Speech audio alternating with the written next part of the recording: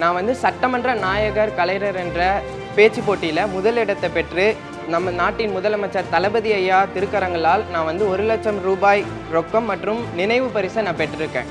எனக்கு கொடுத்த இந்த ஊக்கத்தொகை எனது கல்விக்கு உதவியாக இருக்கும்.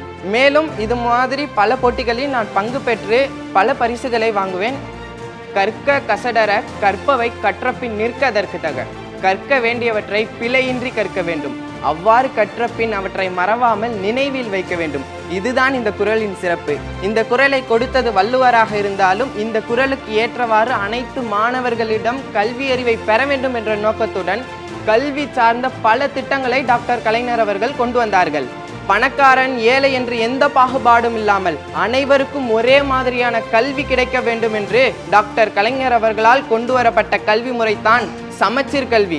இன்றைக்கு தமிழ்நாடு அகில இந்திய அளவில் தலை நிமிர்ந்து நிற்கவும், ஏழை மாணவனாக நான் உங்கள் முன் தைரியமாக பேசவும் இந்த கல்வி முறைதான் காரணம்.